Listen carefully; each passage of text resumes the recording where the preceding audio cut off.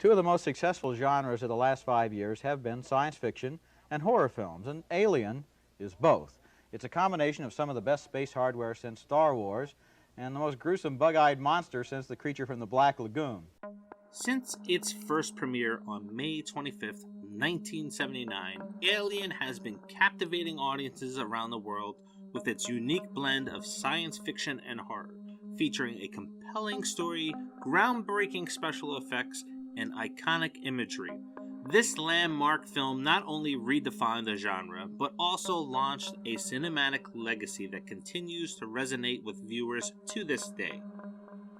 The influence of Alien on the landscape of science fiction cinema is undeniable.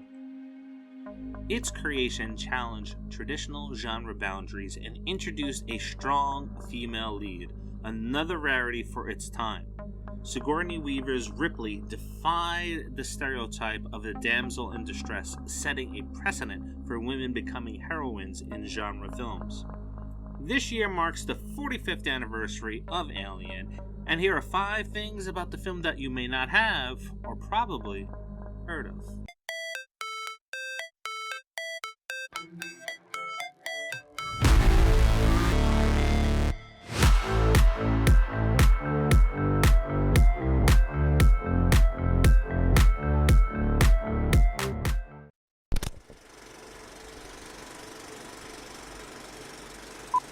Alien might not have been made.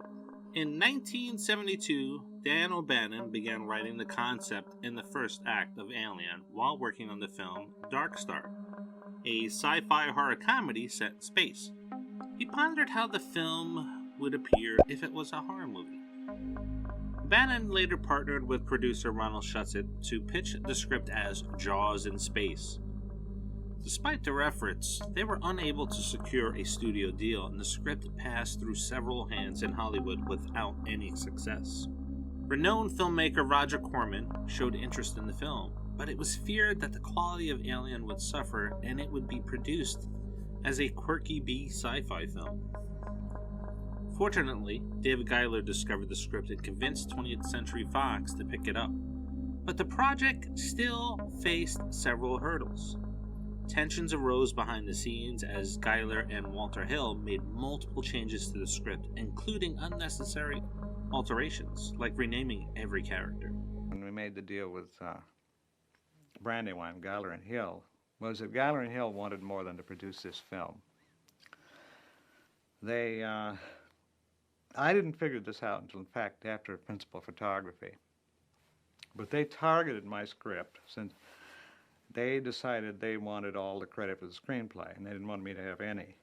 As a result, the studio lost faith in the film and doubted its commercial viability until Star Wars hit theaters and became a massive success. Following the triumph of Star Wars, Alien was the only sci-fi script ready to go, and it was greenlit to take advantage of the sci-fi genre's resurgence in popularity. People were afraid of H.R. Giger.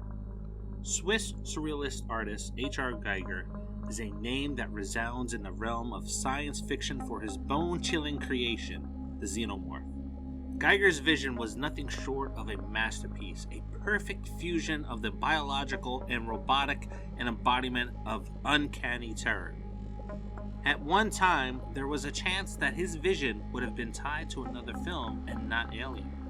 Giger had met Dan O'Bannon shortly after he had traveled to Paris to work on another sci-fi film, Dune, shortly after he penned the opening act to Alien. While there, he was introduced to Giger and was mesmerized by his artwork. He brings out a book, an art book, with his paintings in it. I started looking at this, and he and Alejandro go into a big discussion about Dune. I started looking at these paintings, and it took a minute for it to register what I was seeing. But what I was seeing seemed to be very disturbing. When it came time to bring his film to life, he insisted that Giger be in charge of the design, and most people working on the production were creeped out by him. Some compared him to Dracula. He was so strange. Most people kept him the creeps. They wanted his office way across the room than the other because he was like Dracula. He was Peter Lorre or something. He was always dressed in black, and he had very soft voice. But there was always these horrible stories. We heard that he had the skeleton from his fiancée who had committed suicide, and people gave him the creeps. I got along with him great. Dan and I and Ridley got along superbly. Everyone else sort of thought he was so weird that they didn't work with him too much. And as a result, that was good. It was great for Dan and I because we got so much input, getting along with him so well. Kaga's first design was the facehugger. In fact, he designed the creature through all its phases, from egg to xenomorph, and also designed the spacecraft and the environmental settings of the film. He used dry bones from the slaughterhouse to help build out the landscape because he wanted the landscape to appear organic. Cosmic Chainsaw Massacre. While Star Wars was the linchpin being pulled causing Alien to be made, inspiration for how to bring the horror to life was inspired by Texas Chainsaw Massacre. Ridley Scott up until this point had avoided watching the film, having felt that the film was too gory just from the look of the poster, even though he wasn't the type to scare easy. One Saturday afternoon during pre-production of Alien, Scott watched the film at a Fox studio in a small theater.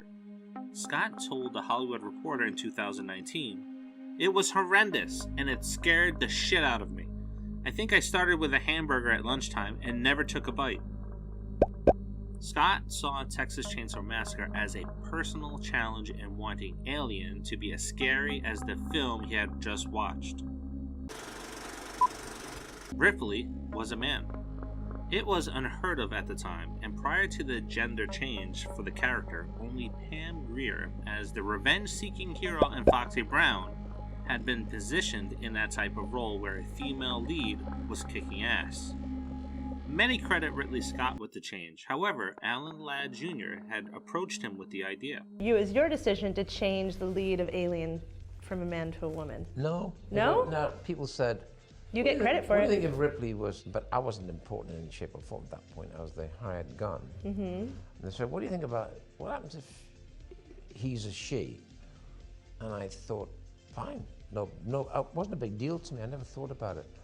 And I think I've done quite a few films since then about women and in strong women, fundamentally. Absolutely. By the time I did Alien, I mean, Julius had a very successful advertising company in London and New York. So I wasn't a learner. I was like 40 years old when I did the Duelist. And that said, the companies at that moment were run by women. So the best men got the job. Chest burster scene.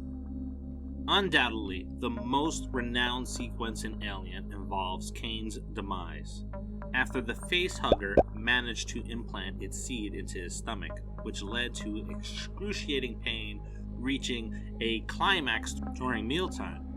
The other crew members placed him on a table, and his body convulsed, only for them to witness a small, slimy creature bursting through his chest, spewing blood everywhere.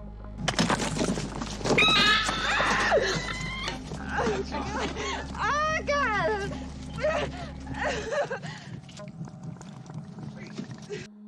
The actors' authentic expressions of repulsion were not unfounded, as they were unaware of the director's plan for the gruesome scene. To elicit the most genuine reactions possible, Ridley Scott secretly loaded John Hurt with an unreasonable number of blood bags that would burst when the creature emerged. He also ordered the use of cow and pig intestines, resulting in a phenomenal effect. The fake blood hit Veronica Cartwright, who plays Lambert, in the face, leading to her horrified reaction being the most authentic of them all.